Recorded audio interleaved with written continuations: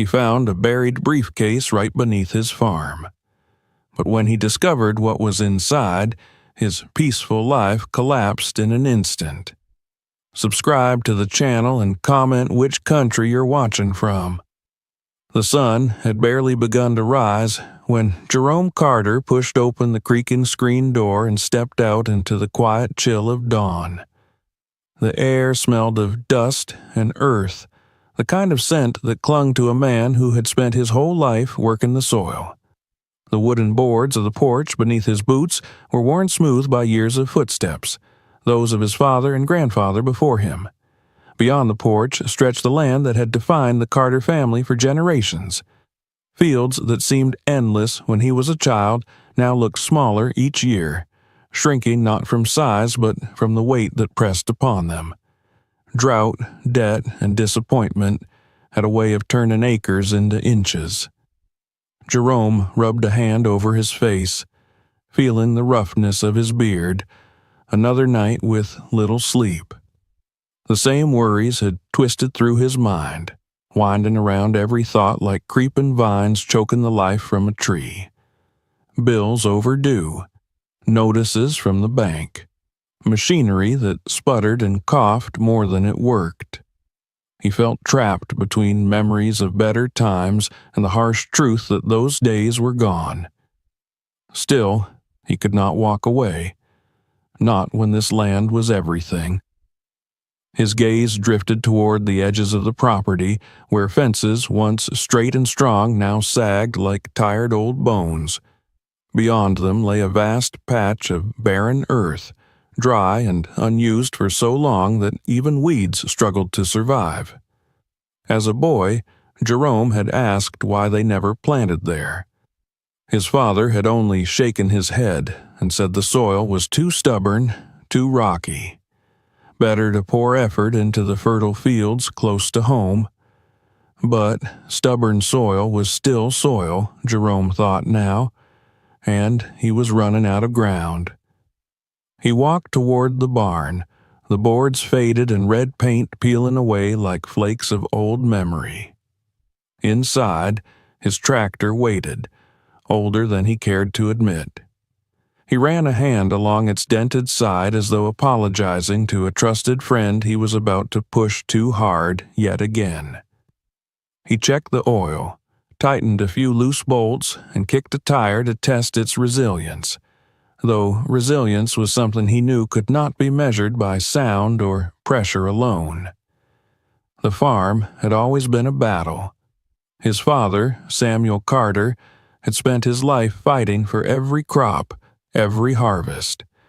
Jerome admired that determination. But where his father's fight seemed grounded in unwavering hope, Jerome's battle now felt like a last stand. When the rains failed, when buyers refused to pay a fair price, when the bank threatened foreclosure again and again, hope had begun to feel like a luxury he could no longer afford. Yet he remained, clinging to the vow he made as a young man holding his father's hand while the old man lay dying. The hospital room had smelled of disinfectant and wilted flowers. Machines hummed with artificial life while Samuel Carter's breaths grew shallow and frail. "Promise me," his father whispered, voice trembling like a leaf in the wind. "Don't let them take this land. It's your home, our legacy." Jerome had squeezed his father's hand and promised with a certainty he wished he still possessed. He could still feel the warmth of that hand, still hear the fading strength in that voice. He hadn't cried then.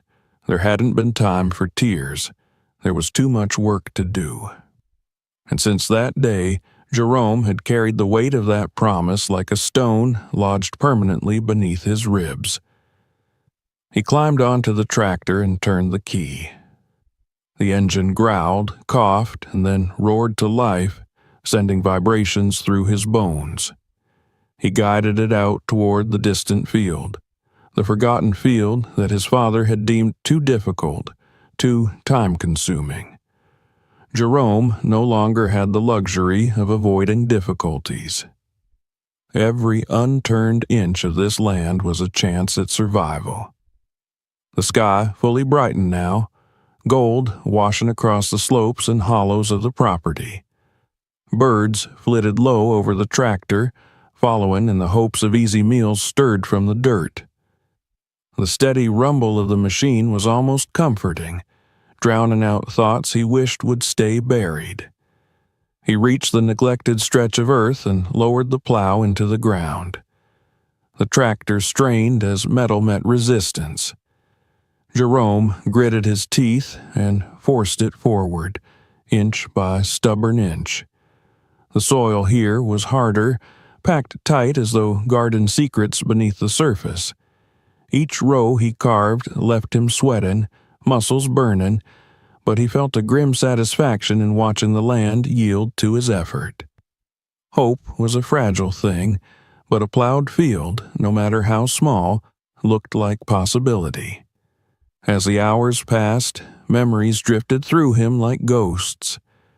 His father teaching him how to plant the first seeds of the season, his mother calling them in for supper, laughter floating from the kitchen windows. The way the house had felt full then, full of noise, full of life. Now silence dominated, walls holding only the hollow echo of what once was. He shook the thoughts away and kept working. Somewhere between the 10th and 12th pass of the plow, the tractor lurched violently. Jerome's hands clenched the wheel as the machine bucked over something hidden beneath the furrowed earth. He cut the engine, the abrupt silence ringing in his ears. Dust hung in the air, glittering briefly before settling back into the soil. He climbed down and inspected the ground. A corner of metal glinted faintly, half buried. Probably just another rusted tool or scrap left to rot decades ago, he thought. This land had a way of swallowing anything that wasn't nailed down. He knelt, brushed aside clumps of dirt, and caught sight of something.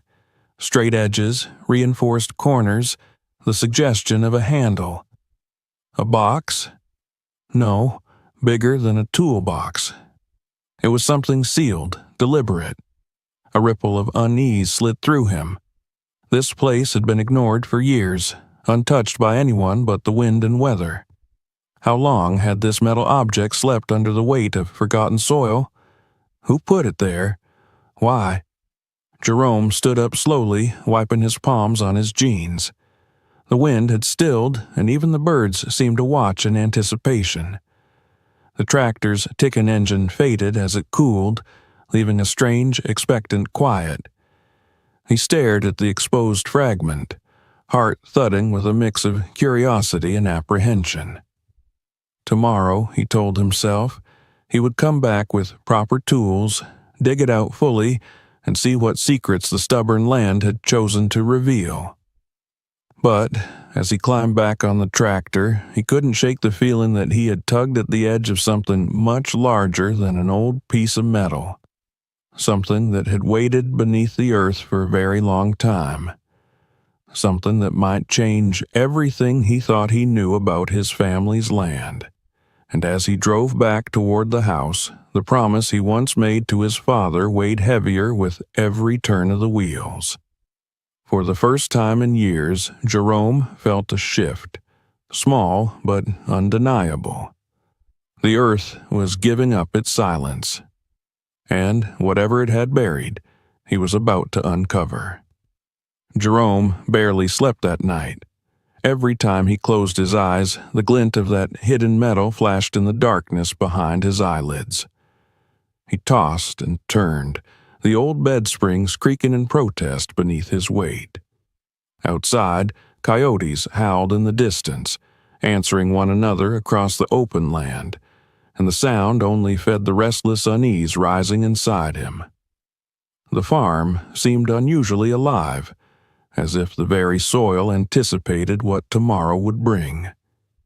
When the first hints of dawn colored the windows, Jerome forced himself out of bed.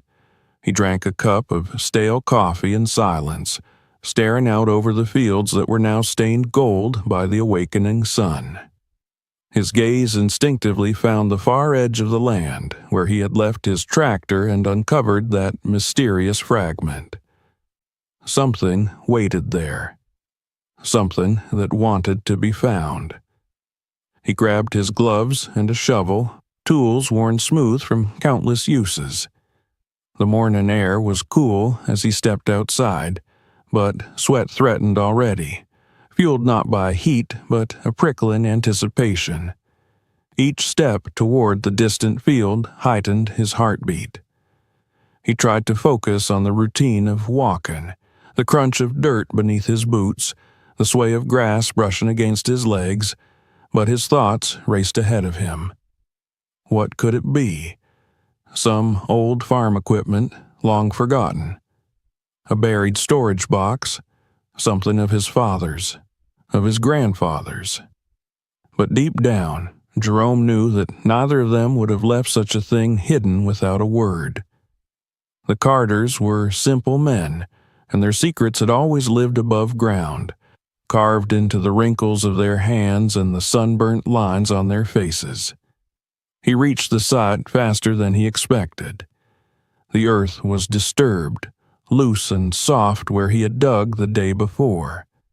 The corner of metal still protruded, catching the same early light as before, though now it seemed to shine with greater significance. Jerome rested his hand on his knee, staring at it for a long moment, then exhaled and set to work. The shovel bit into the ground with a dull thud. He dug around the object, peeling away layers of stubborn earth. The soil clung to the metal as if unwilling to surrender its captive. With each scoop, more of the shape revealed itself, a rectangular outline, corners reinforced with rusted brackets, traces of what appeared to have once been leather wrapping. There was no mistaking it now. This was no toolbox, it was a briefcase, heavy, weathered, hidden with purpose. Jerome paused and wiped his arm across his brow. A strange tension built in his chest, one that tightened with every inch unburied. He dug deeper, until at last the briefcase broke free from the clutching ground with a reluctant groan. Dirt crumbled off its sides like decades-old dust. He lifted it with both hands, surprised by its weight. Something substantial lay inside. For a moment, he simply stood there, the fields stretching silently around him. The briefcase felt cold even through his gloves. He imagined 1,000 possibilities: money from a thief long dead, tools from a forgotten worker, documents of a past owner. But no matter how he tried to rationalize it, his mind kept veering into darker assumptions. Sweeping his gaze across the quiet horizon, he felt exposed, vulnerable, alone. Carrying the briefcase to the tractor required effort, and by the time he set it on the flatbed, he was breathing hard. He looked around again, half expecting someone or something to emerge from the tree line, but the land remained as still as ever, indifferent to his discovery. The only sounds were the distant hum of cicadas and the low grumble of a storm forming far beyond his property. He climbed back into the tractor and turned the key. As he drove toward the barn, he kept glancing over his shoulder at the briefcase. That cold rectangle of mystery seemed to distort the familiarity of his land, turning everything foreign and foreboding. Inside the barn, the air smelled of oil and hay. Shafts of sunlight pierced the dusty air, illuminating floating motes that danced like restless spirits. Jerome laid the briefcase on the work table and brushed more dirt from its surface. The old lock at the front was stiff, corroded. It would not yield easily. He searched the barn for tools that might help: wrenches, crowbars, screwdrivers, anything to pry it open. Finally, he chose a sturdy chisel and an aging hammer. The first blow echoed sharply through the barn, startling a pigeon from the rafters. The second blow loosened the weathered latch. The third forced the corrupted metal to snap with a crack and shriek. Jerome hesitated, One final movement was all that stood between him and the truth sealed inside. He slid a trembling hand beneath the lid and slowly lifted it. The smell hit him immediately. Stale, metallic, a scent preserved by time. Inside, carefully arranged, were bundles of paper. Stacks of government-printed bonds, crisp despite their years, tied together with faded twine.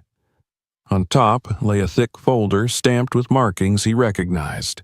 United States military insignias, names and numbers, official seals. He thumbed through the papers with caution, each line of typed text breathing secrets never meant for unknowing eyes. Underneath the documents sat a worn envelope, edges curled. He opened it, and black and white photographs slid into his hands. He studied the first one and felt his breath hitch in his throat. There, among a group of young soldiers in uniform, was his father. Samuel Carter stood tall in the center of the picture, his stern gaze staring straight into the lens, as if aware that one day his son might look upon this very moment and wonder what truth lay behind those eyes. Other men surrounded him, some smiling, some expressionless, but all dressed in military gear, their boots firmly planted in the dirt of what appeared to be a secret or remote base. The background revealed little, just shadows and structures half buried in darkness. Jerome's hand trembled as he lowered the picture. He sifted through the others. More soldiers, more hints of clandestine operations, and, in a few, his father's face again, always serious, always burdened.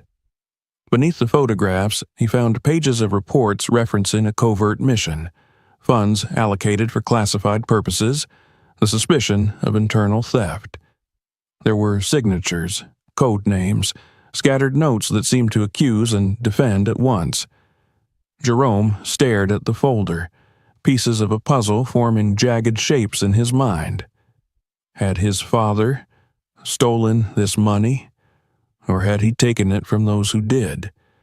Why had he buried this briefcase here, on the very land he swore Jerome must protect?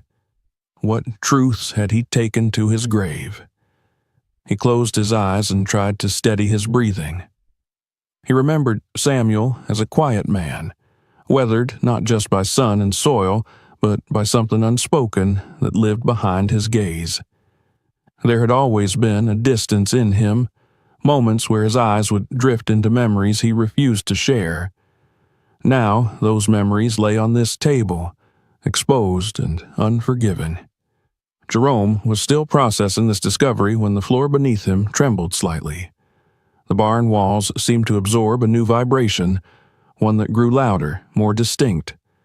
The sound of engines, vehicles, more than one. His head snapped up, heart hammering in dread. He rushed to the barn door and peered through a crack. A column of black SUVs crept up the dirt road leading to his farm. Tinted windows, aggressive posture. Men who did not come to buy produce or ask for help baling hay. He hurried back to the work table and slammed the briefcase shut without closing the latch. He scanned the room for a secure hiding place. His mind raced. They couldn't be here for anything else. Someone knew. Someone had been waiting for that buried secret to resurface. And now it had. With hurried hands, he shoved the briefcase behind a stack of wooden crates filled with old tractor parts. He piled tools on top, hoping the dust and clutter would disguise any disturbance. The engines silenced outside, doors slammed, voices carried, commanding and coarse. Jerome wiped his palms on his pants, forcing himself to breathe. He had found answers buried in the earth today, but he had also unearthed danger old as war and dark as betrayal. And whoever those men were on his land now, they were not the type to knock and ask politely about what he had uncovered. He knew, with the certainty of a man staring into the storm, that nothing in his life would ever be simple again. Jerome stood frozen in place. His breath caught halfway in his throat as the deep rumble of engines faded into an unsettling stillness. His barn, usually a refuge from the hardship of the fields, now felt like a trap, 4 walls holding him hostage with the secrets he had just uncovered. He forced himself to move, pacing silently toward the nearest window to glimpse who had arrived uninvited. Dust billowed around the boots of several men as they stepped out of their black vehicles. They walked with a firmness that spoke of authority, not the lawful kind that came with uniforms, but the kind that had been earned through intimidation and violence. They scanned the property like predators searching for weaknesses. Jerome's pulse hammered in his ears. His hands tightened into fists without him realizing. The photographs of his father were still clutched between his fingers, edges bending beneath his grip. He glanced down and saw his father's face staring back at him, unwavering and burdened. In those black and white eyes he saw an echo of the fear now twisting inside him. What had Samuel Carter been caught up in? And why had the past finally come calling? He shoved the photographs back into the envelope and carefully slid it beneath the briefcase behind the crates. The men were getting closer, their voices suddenly clear, short, clipped commands shared between them. Jerome recognized the tone. These weren't curious bystanders or friendly neighbors. They were men on a mission, and their mission started with him. He wiped the sweat from his brow and tried to calm the thundering panic in his chest. Whoever they were, they could not know that he had already opened the briefcase and read what was inside. If they suspected that his knowledge now threatened them, their response would not be polite conversation. He inhaled deeply, forcing a slow, steadying breath, and walked toward the barn door just as heavy knuckles slammed against it. When he opened it, 3 men stood in a neat line, looking like they belonged in another world entirely. Their jackets were clean and crisp, their hair trimmed with military precision. The one in front, a tall man with deep-set eyes and a jaw carved from stone, stared at Jerome as if measuring whether he was worth speaking to. "Morning," Jerome said, though his voice sounded rough and strained in his own ears.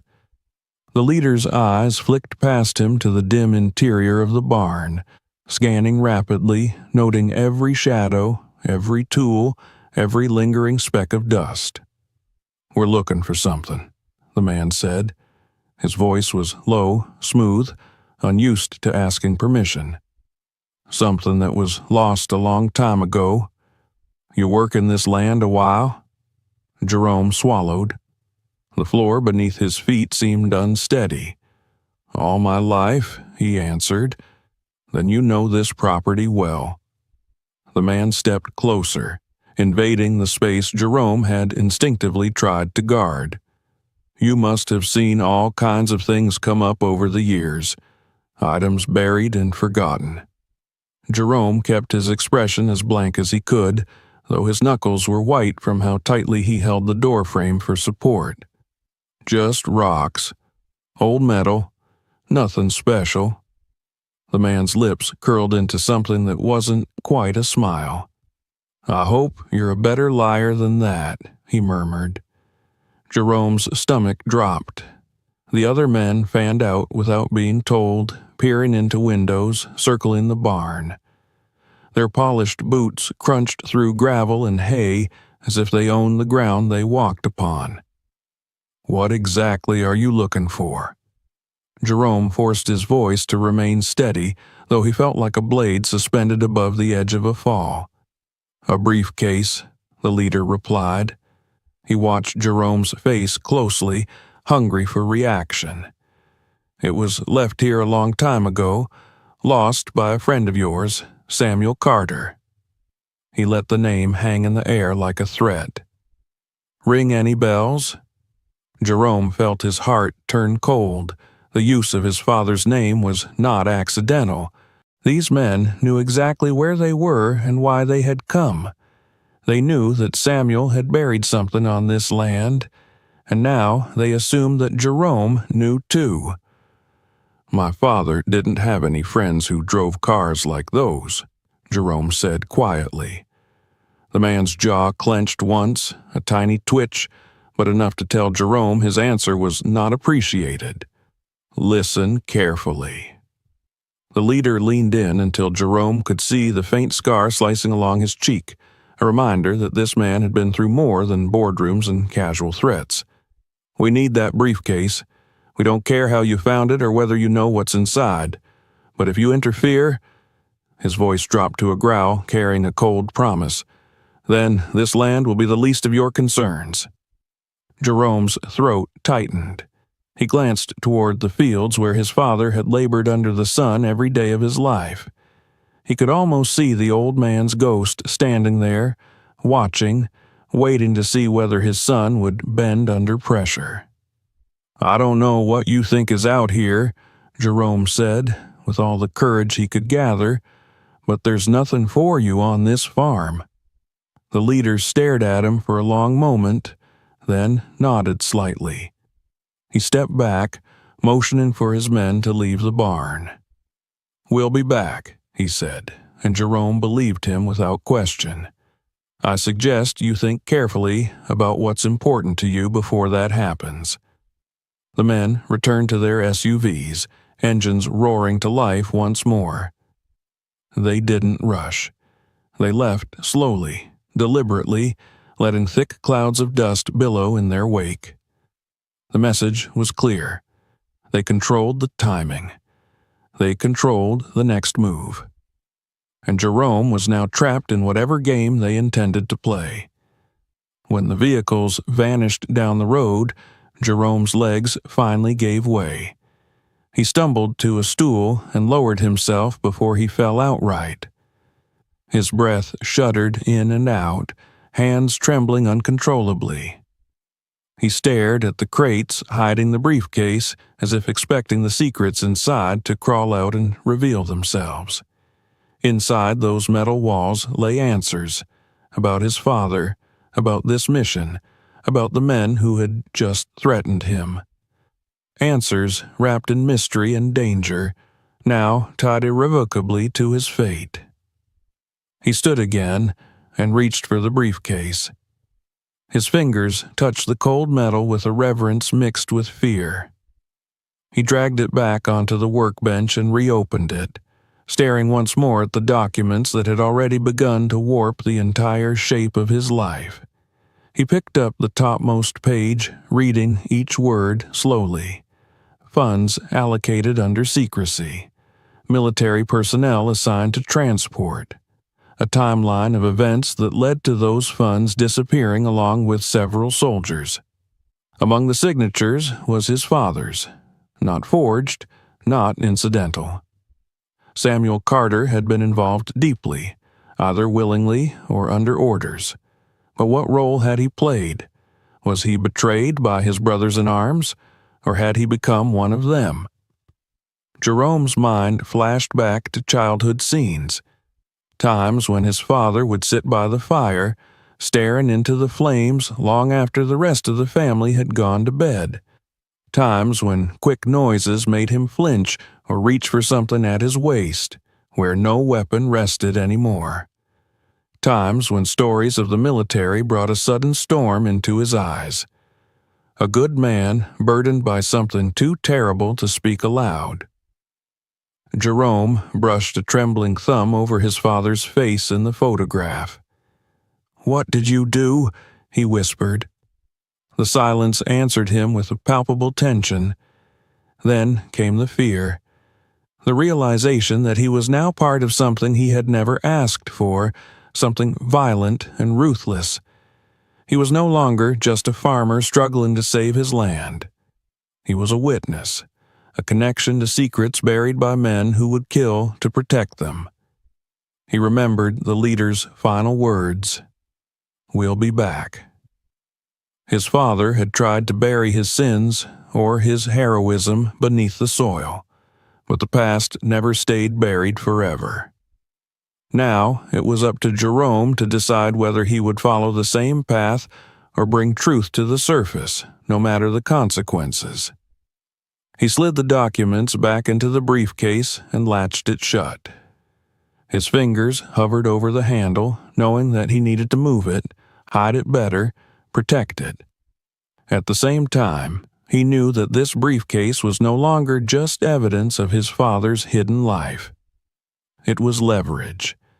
It was danger. It was a key that opened doors to justice, or destruction. The barn suddenly felt too small, too exposed. Anyone could return, kick down the doors, and take what they wanted.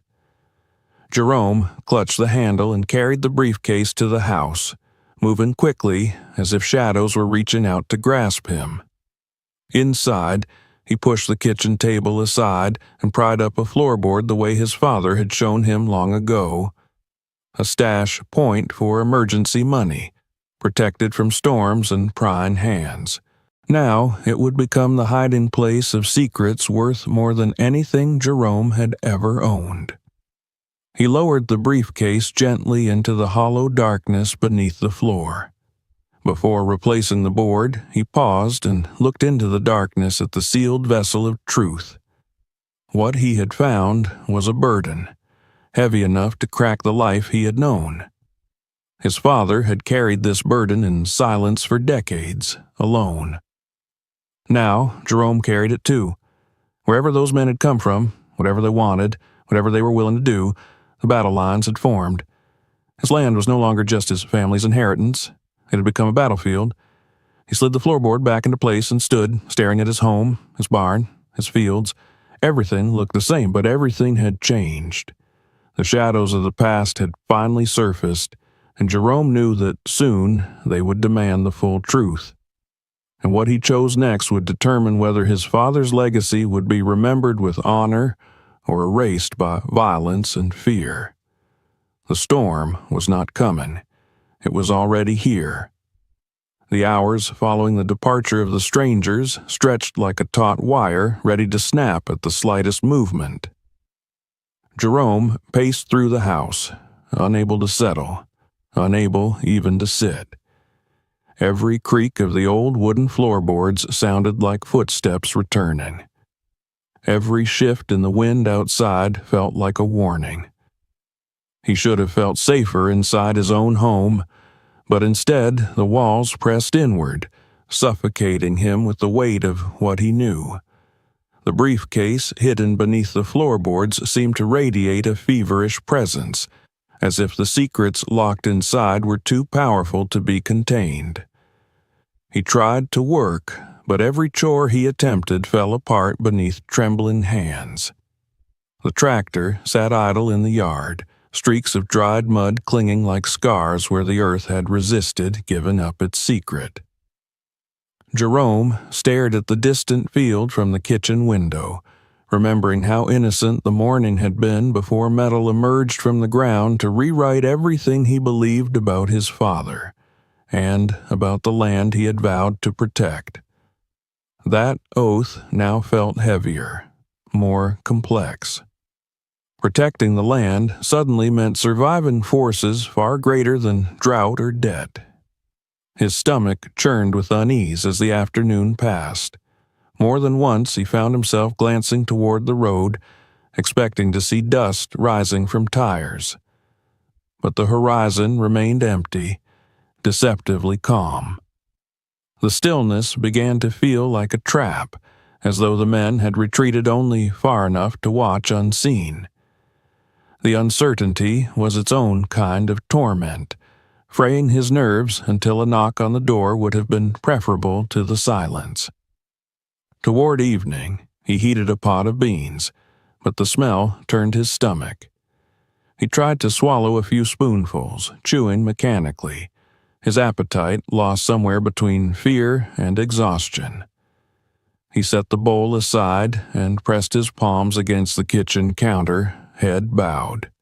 He needed help. He couldn't face men like those alone. The sheriff was a logical choice, Law enforcement, the voice of authority, sworn to protect citizens, but Jerome's gut twisted at the thought.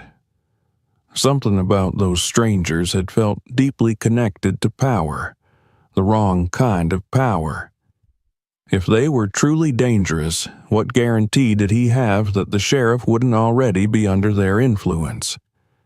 Still, he couldn't ignore the fact that they had spoken his father's name as though they knew it intimately. They knew about the land. They had been searching for the briefcase for a very long time. That meant someone in this region must have known about them, known about the money, known about Samuel Carter. If the sheriff wasn't aligned with them, perhaps he knew someone who was, and then Jerome could at least learn the truth. As night crept over the farm, thick with crickets and the distant calls of night birds, Jerome retreated to his bedroom but could not rest. He lay awake, eyes fixed on the ceiling while shadows flickered like ghosts of memories he had never been told. He remembered his father once warning him that not everything buried should be dug up. At the time, Jerome assumed it was just a lesson about farming, about letting the land decide what it was willing to reveal. Now, those words echoed with eerie precision, as though Samuel had been speaking about this exact moment. Sleep finally found him just before dawn, but it was shallow and filled with jagged dreams, SUVs prowling like wolves, photographs of soldiers crumbling to ash, his father's voice calling from beneath the earth. He jolted awake, heart pounding as sunlight poured into the room. He wiped the sweat from his brow and forced himself to rise. Today he would find answers. He had no choice. After securing the house and checking twice that the briefcase remained safe beneath the floor, Jerome climbed into his truck. The engine coughed before rumbling reluctantly to life. He drove down the dirt road, dust swirling behind him like a trail leading his enemies straight to him. As the town neared, he rehearsed what he would say, how much he would reveal. He didn't trust easily, not anymore, but he needed to believe that someone might still be on the side of the law. The county sheriff's office sat just off the main street, its squat brick structure flanked by 2 patrol cars. A flag swayed lazily in the morning breeze, and the windows reflected the bright light of a new day that felt too ordinary for the crisis tightening around Jerome's life. He parked and took a moment to steady himself before stepping inside.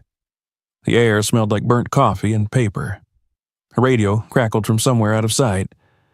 At the reception desk, a deputy looked up with a stiff nod. "Sheriff's inside," he said without Jerome uttering a word. That unease in his gut twisted tighter.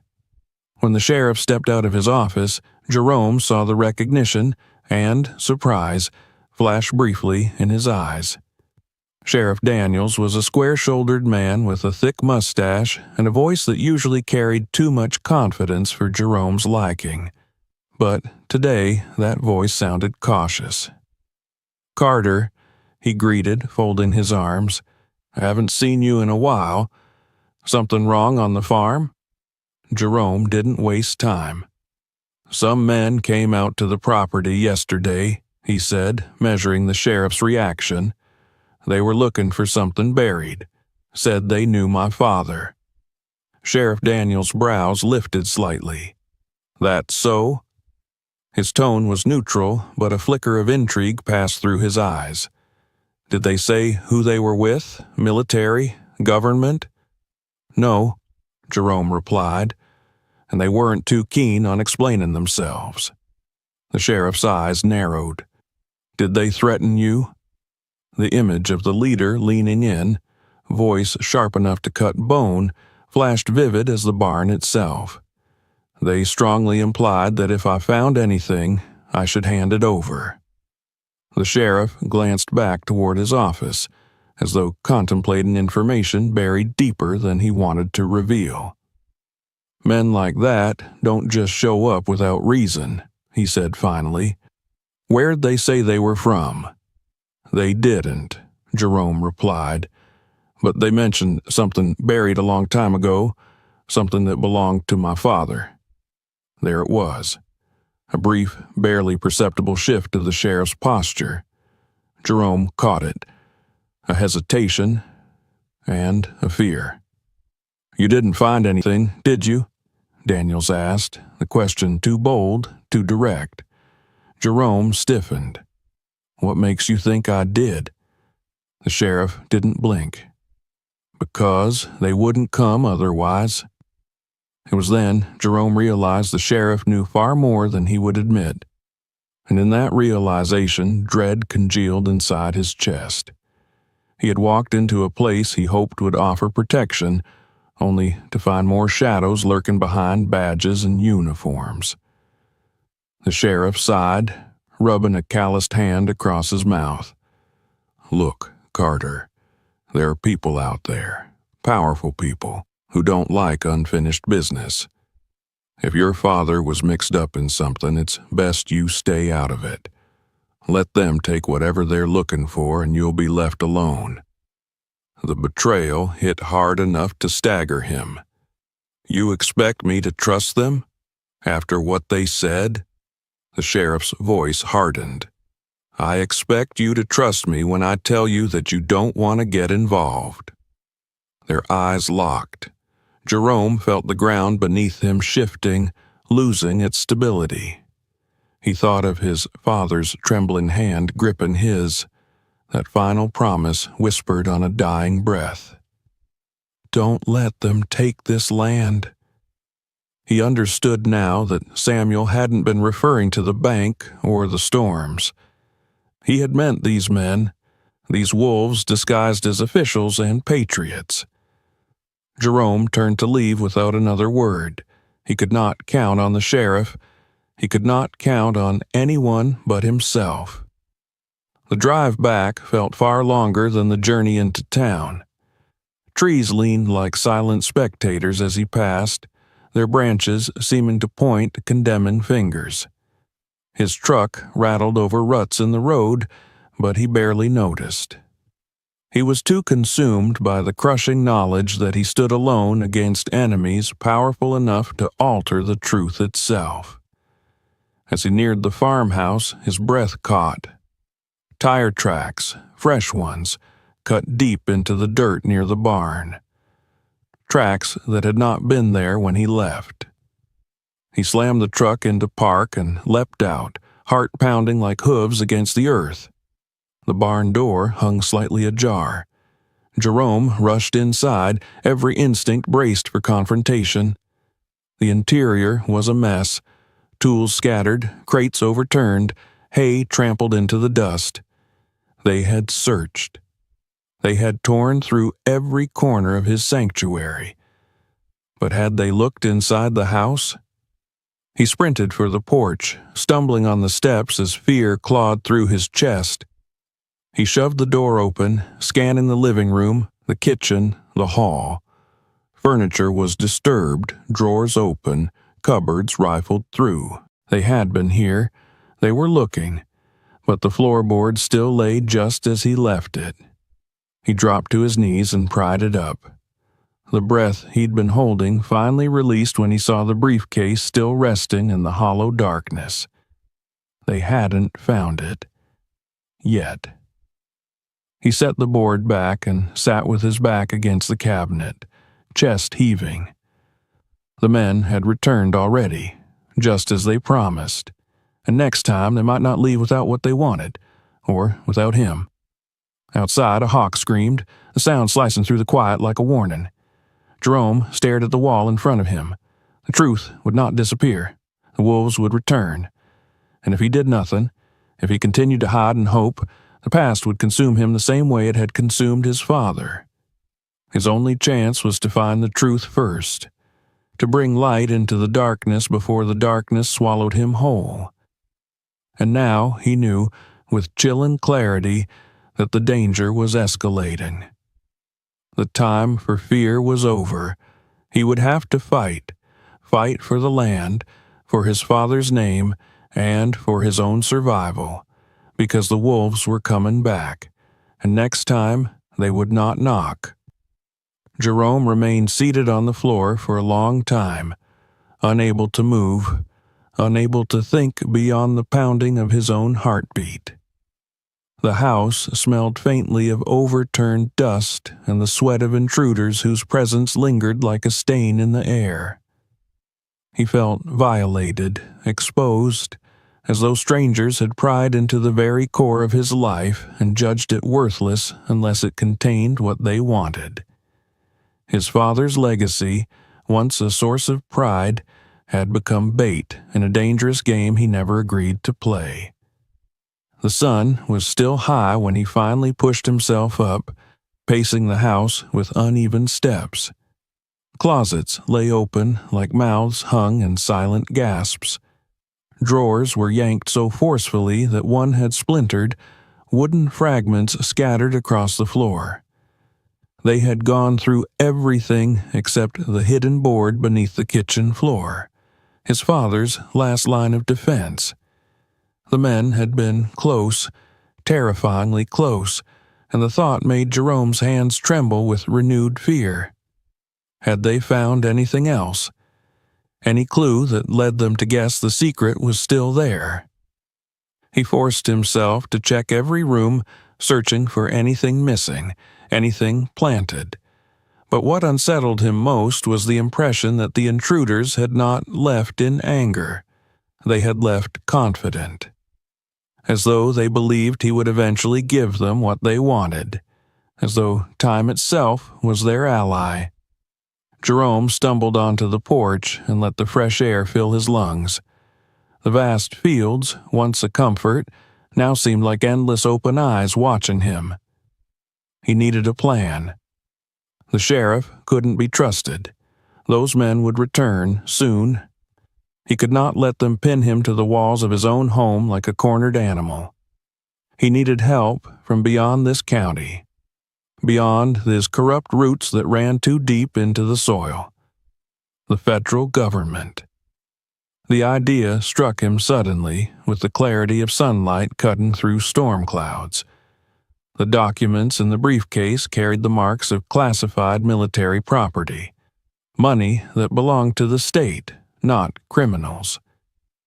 If he could speak to someone above these wolves in suits, maybe the law would finally stand by his side. His hands still shaking slightly, Jerome pulled his cell phone from his pocket. He scrolled past useless apps and contacts, finding the number for the state bureau he remembered seeing once on a flyer at the feed store. His thumb hovered over the call button. Once he made this call, everything changed again. There would be no return to ignorance, no pretending he had found nothing but dirt and rust. He pressed the button. The line rang. A click, then a voice, flat and professional. Federal Bureau, State Division. How may I direct your call? Jerome steadied himself.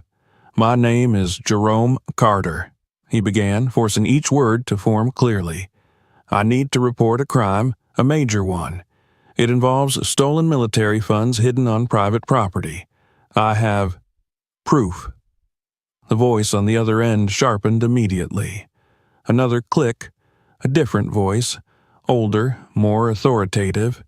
Mr. Carter, I need you to start from the beginning. Jerome explained everything in painstaking detail. His discovery of the briefcase, the documents, the photographs, the strangers who had arrived with threats, the sheriff who offered only intimidation disguised as advice. The line stayed silent as he spoke, and the silence weighed heavily. When he finished, the agent exhaled slowly. Mr. Carter, the voice replied, crisp with gravity, what you've described is part of an ongoing federal investigation. You've done the right thing contacting us. Do you still have possession of the briefcase and its contents? Yes. And you have not turned over any of its contents to local law enforcement or the men who confronted you? No. A pause, then, good, listen carefully. Do not contact your sheriff again.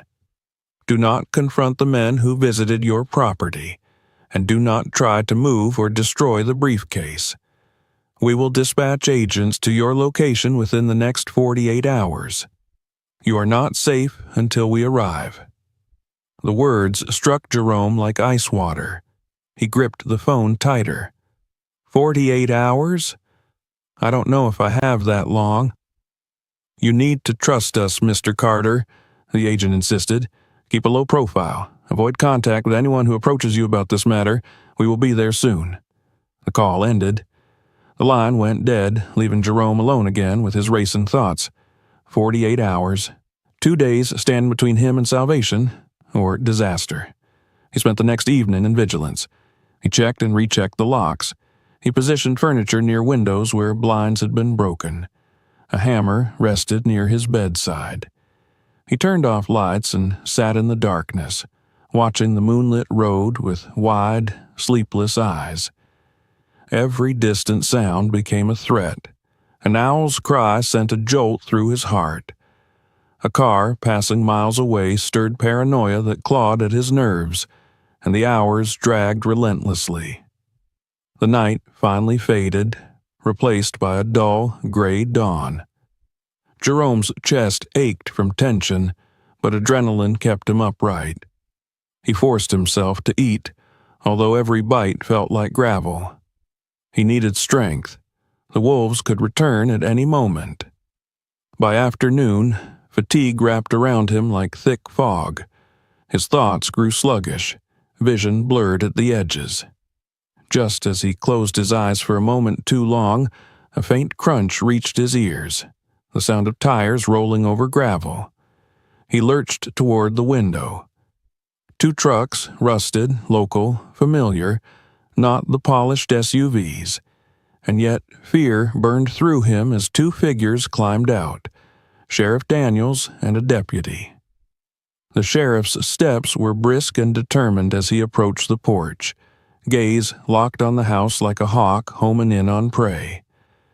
Jerome swore under his breath, backing away from the door. He wasn't ready for this. He wasn't prepared for a man with the power to twist justice into a weapon.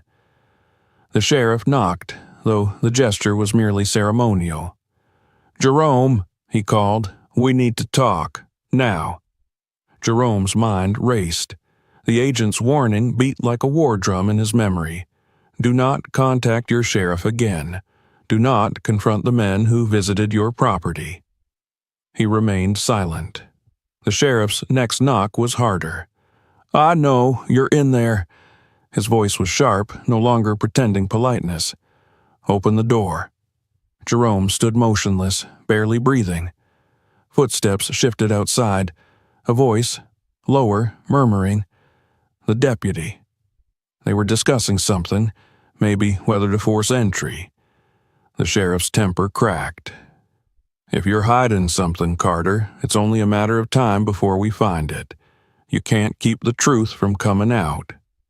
Jerome shuttered his eyes briefly, rage and fear clashing in his chest. The sheriff wasn't here to protect the law. He was here to protect criminals, to protect himself. He clasped his hands into fists and prayed the sheriff would leave. Slowly, eventually, footsteps retreated from the porch. The engines started. Tires scattered gravel. The trucks left a fresh scar across the road. Jerome didn't dare relax. He went straight to the kitchen floor, pried up the board again, and checked the briefcase. It was still there, intact. But the sheriff's visit confirmed what Jerome already knew. The walls of his world were closing in tighter every day. Night returned with renewed terror. No matter how vigilant he was, exhaustion gnawed away at his resolve. He forced himself to lie down, though sleep would not truly come. Dreams twisted into nightmares. Uniforms loomed above him, faceless and armed. His farm burned, fields turning black beneath smoke that choked the sky. His father's voice echoed as if from beneath the ground, urging him to stand firm. Jerome woke, gasping, drenched in sweat, and for a moment he felt like a child again, unequipped, unworthy, overwhelmed. But the farm was silent. The road was empty. His lungs eventually found rhythm. He sat up in the dim room and realized something solid had settled inside him through the fear. Resolve. His father had faced these wolves once before and refused to surrender. Jerome would not be the weak link that undid that sacrifice. 48 hours. He only needed to hold out 48 hours. He dressed, strapped on his boots, and stepped outside as the sun climbed over the horizon. The threat remained. The fear lingered. But, for the first time since digging up that cursed briefcase, Jerome felt something pushing just as strongly in the other direction. Hope. Thin as a thread, yet enough to hold. He looked toward the distant tree line where trouble would inevitably return. The land beneath his feet felt different now, not a burden, not a prison, but a promise he would not break. Because help was coming, because truth was finally rising from the soil, and because Jerome Carter would fight until the last breath to protect everything his father died to leave behind. Jerome had never known time to move so cruelly slow. Every hour felt like a day, and every minute felt like a test of will. The sun blazed overhead, yet he felt cold beneath its heat.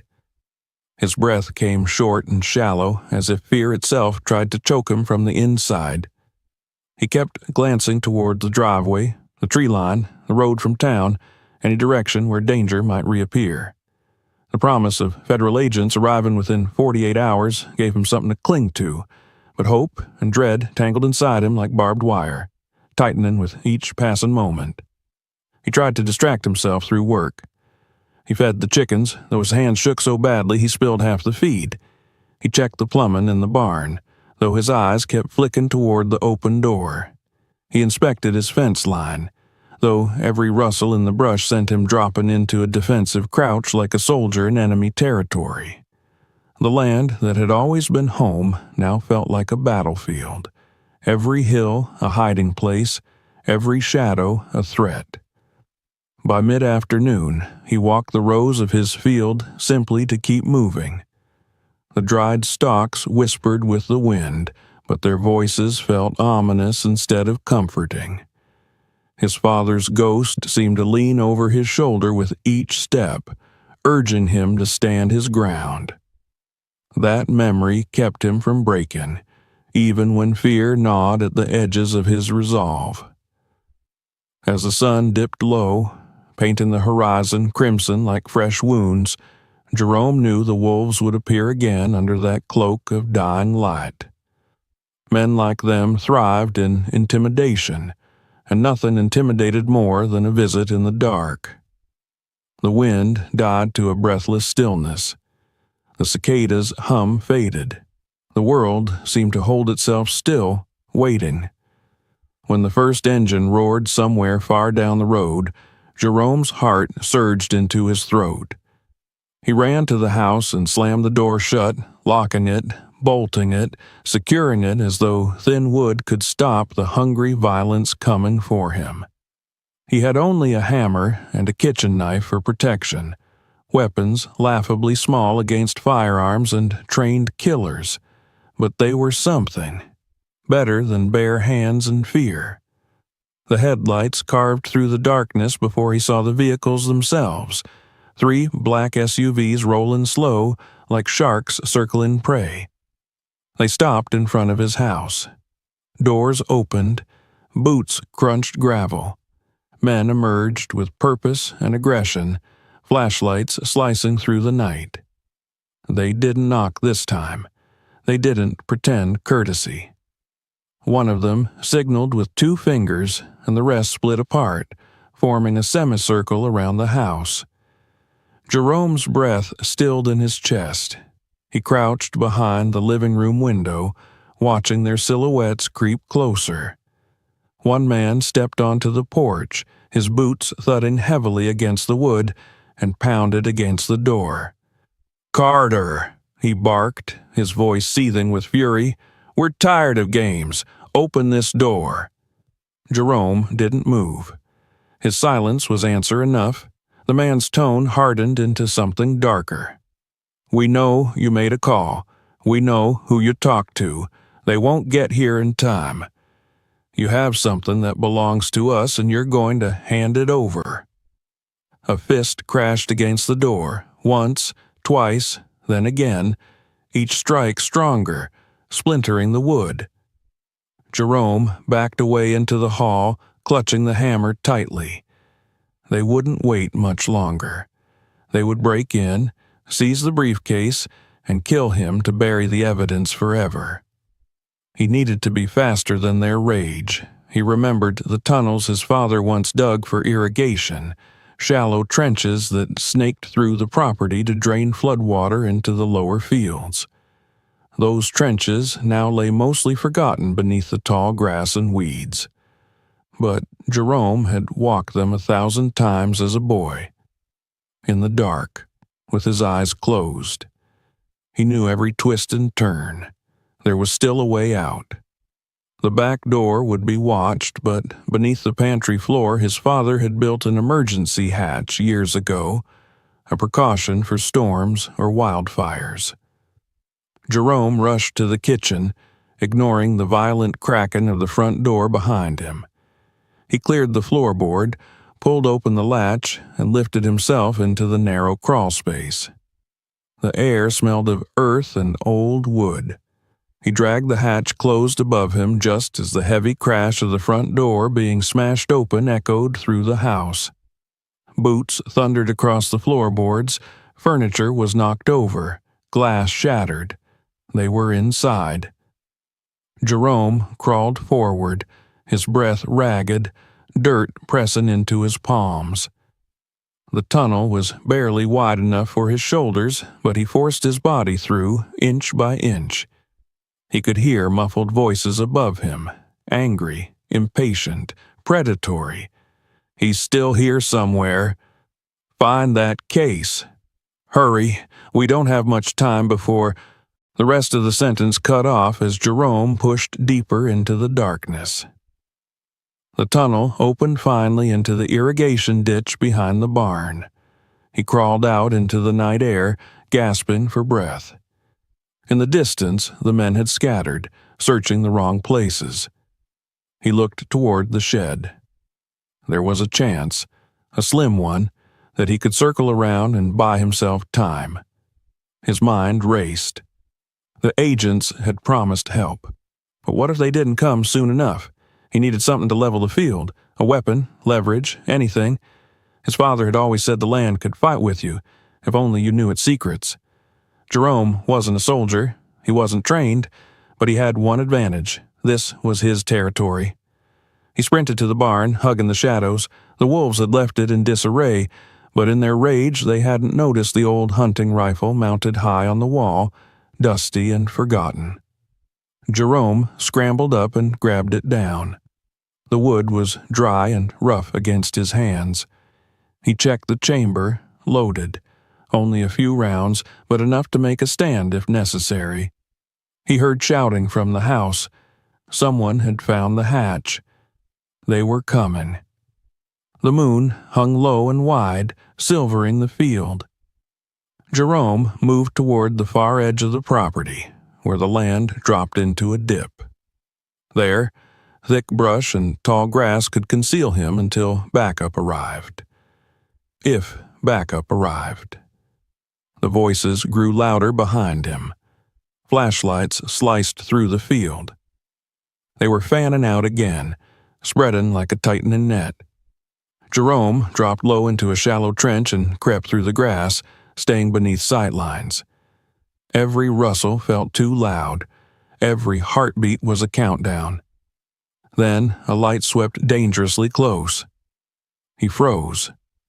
A man stood just yards away, scanning the field with a pistol drawn. His jaw clenched, eyes sharp as razors. The rifle felt heavy, impossible. Jerome had never fired at a living person in his life. Could he really do it? As if answering the question, the stranger's beam landed on the dirt where Jerome had just been.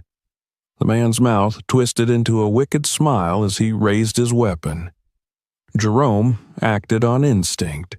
He rolled to the side, shouldered the rifle, and fired once. The muzzle flash blinded him for a moment, and the recoil punched into his shoulder like a sledgehammer.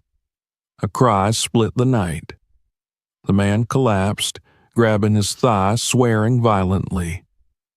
Jerome scrambled deeper into the ditch, adrenaline making his hands shake almost uncontrollably. The others shouted, lights swinging wildly. Jerome moved faster, disappearing into the shadows of the field. Once hidden, he dared to look back. He saw the wounded man crawling, clutching his gun but unable to stand. His shouts were filled with rage and disbelief. Jerome hadn't killed him, but he had stopped him. The wolves were panicking now. They hadn't expected a farmer to bite back. Far down the road, faint blue lights began to flicker in the darkness, slow at first, then gaining strength. Headlights, multiple in formation. Engines, more powerful than the SUVs. The sound grew nearer.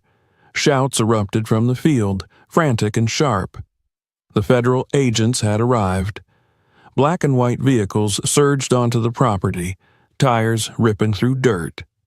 Officers poured out with guns drawn, bulletproof vests gleaming in the moonlight. Orders barked, lights flashed, chaos ignited. Jerome watched as the confrontation exploded. Armed men tackled to the ground, weapons kicked away, hands zip-tied behind backs. One man tried to flee toward the woods, but was dropped by a clean shot fired into the air above his head. Another threw down his weapon before agents even reached him, palms high and shaking. It was over quicker than Jerome could process. Silence returned to the field, different from before. Not hollow and tense, but heavy with relief. The kind of silence that follows salvation. Jerome stepped from the ditch, rifle still clutched in hand. A pair of agents immediately turned their weapons toward him before another shouted, "Hold fire, that's the caller." 3 agents rushed to him. One took the rifle gently from his hands. Another steadied him by the elbow when his knees nearly buckled from exhaustion. A third, the one who had spoken to him on the phone, approached with a nod of grim respect. "You did good, Mr. Carter," the agent said. "You did very good." Jerome exhaled shakily, vision blurring as his heartbeat began to slow. His legs trembled beneath him, but relief flooded through his body like warm water thawing ice. He was safe. The agent guided him back toward the house, away from the flashing lights and captured criminals. As they walked, Jerome noticed the wounded man being lifted onto a stretcher, snarling threats through gritted teeth. One look at the agent's face told him those threats would carry no weight anymore. The wolves had been caged. Inside the house, Jerome sank into a chair at the kitchen table. His hands were still shaking as an agent poured him a glass of water. Another knelt to lift the hidden floorboard and recover the briefcase. He opened it just enough to verify the contents.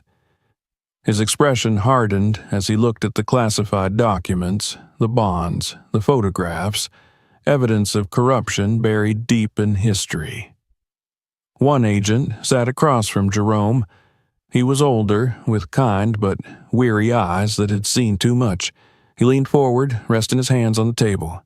"Jerome," he began, voice low and steady, "I need you to understand something important. Your father, he wasn't one of them." Jerome's breath caught. "He was the one who stopped them," the agent continued. "Those men attempted to steal government funds during a secret operation. Your father discovered the plot and intervened. He took the briefcase before they could complete the theft. He intended to hand it over to authorities. But they found out. There was a struggle, and the official record classified his death as an accident. Jerome stared, disbelief and sorrow blending into something indescribable. "Your father saved millions of taxpayer dollars," the agent said softly. "He risked everything to do the right thing, but he didn't make it in time." They planned to retrieve the evidence later and silence him forever.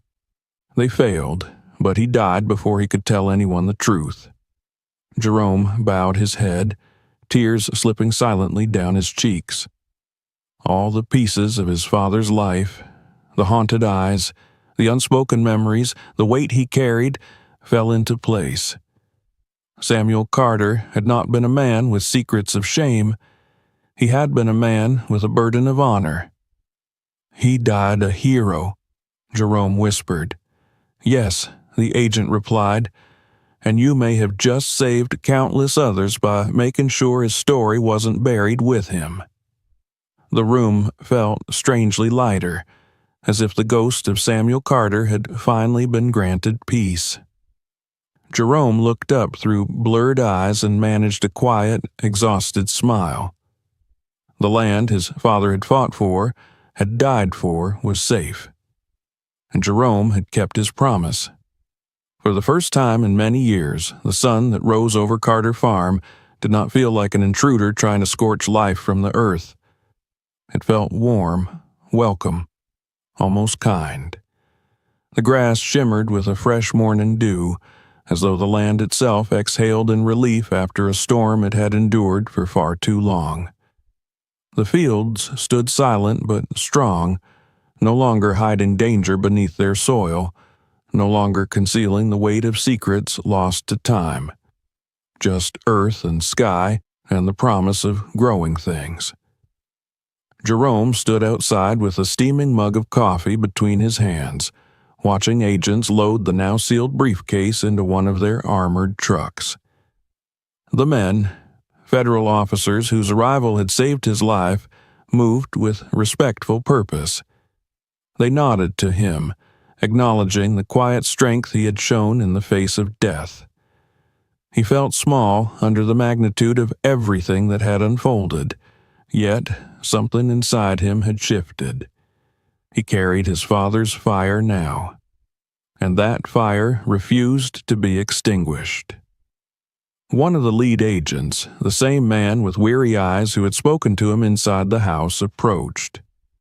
In the gray morning light, the agent's expression looked gentler, less hardened by years of hunting men like the ones they had taken away. He reached into his jacket and pulled out a document, carefully protected inside an official folder bearing the seal of the United States government. "This is a formal statement clearing your father of any wrongdoing." His voice was steady and sincere. "It confirms he died attempting to protect national property and assist in exposing corruption. His name will be restored." Jerome accepted the document with trembling hands. He stared at the printed words.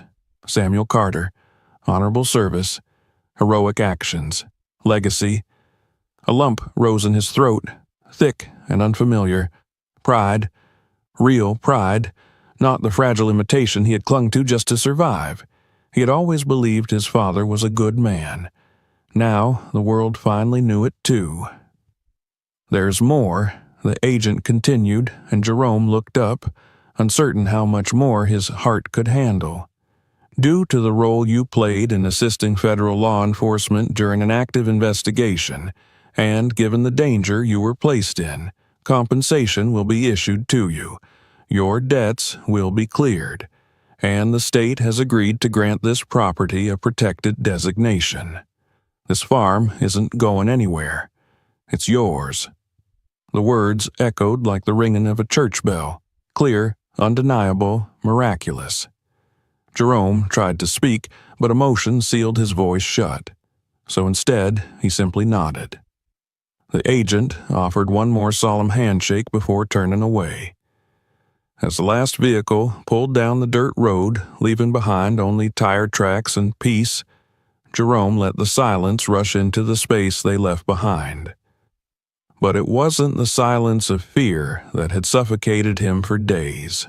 It was quiet that comforted, like the soft hush of a parent soothing a child in the dark.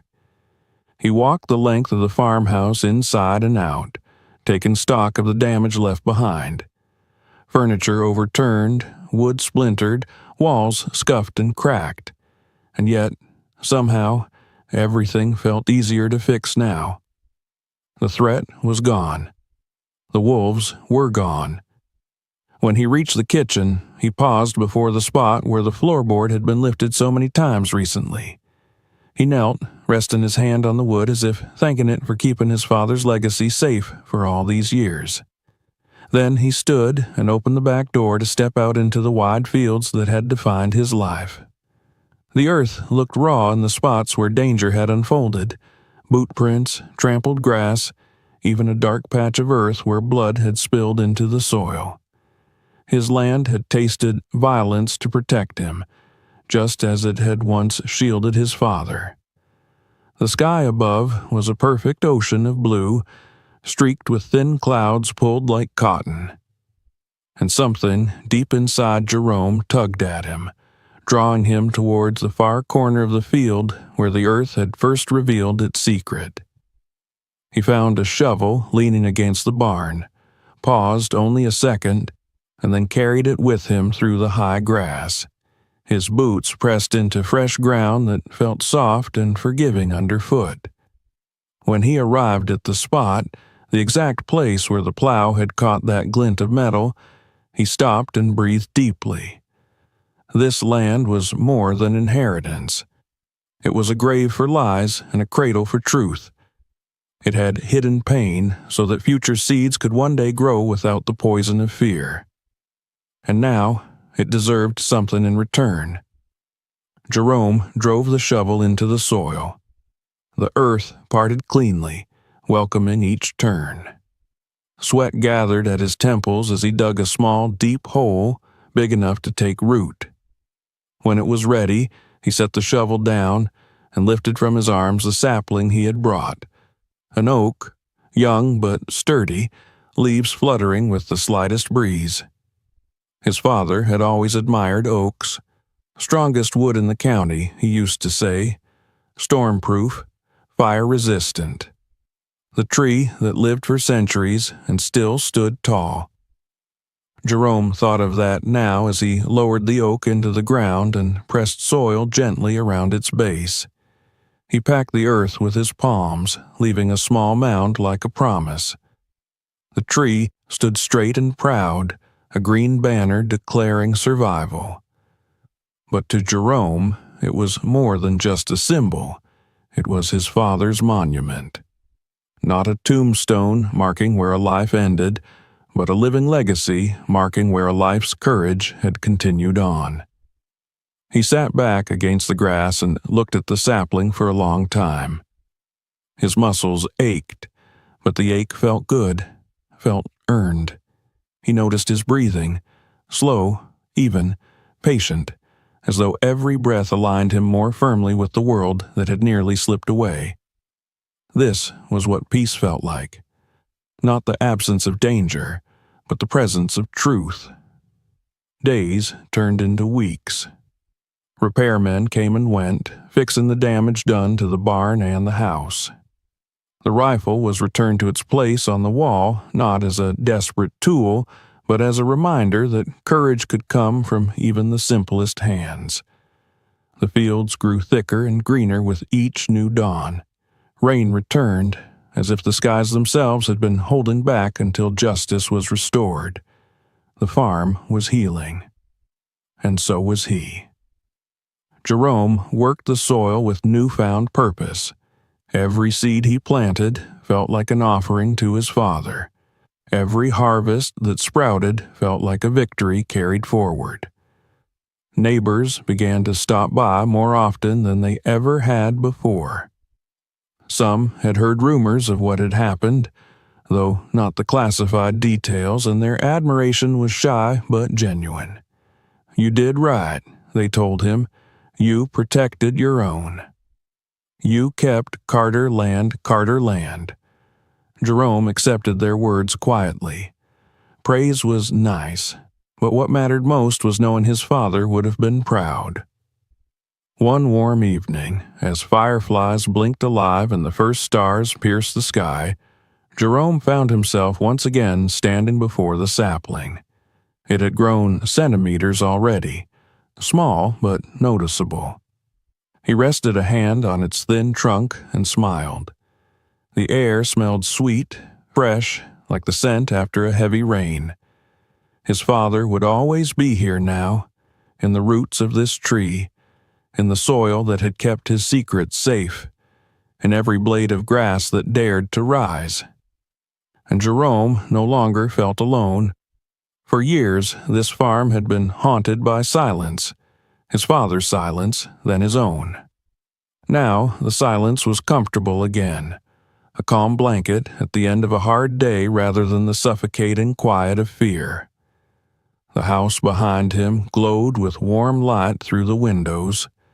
The porch creaked in the gentle wind, but no longer sounded like bones bending beneath dread. The land hummed softly, alive and grateful. When he finally returned inside and turned off the lights, he didn't lock the door out of terror, but simply out of habit. For the first time in so long he could remember, he laid down in his bed and closed his eyes without waiting for nightmares. He did not wait for engines to roar in the darkness, or fists to hammer at his walls, or ghosts of hidden sins to emerge from the earth. He simply rested. Before sleep carried him into peace, one final thought drifted through his mind, quiet and powerful. His father had fought to protect this farm, and now Jerome would live to make it flourish. The promise he had made as a frightened son in a quiet hospital room had been kept, not through survival alone, but through courage, truth, and stubborn love for land that had never abandoned him. The Carter farm would endure. Its roots would not die, and neither would the legacy buried in its soil. If you want more shocking real-life stories like this, make sure you hit that subscribe button right now. And don't forget to share this video with someone who loves a good twist. Click on the next story. You won't believe what happens there.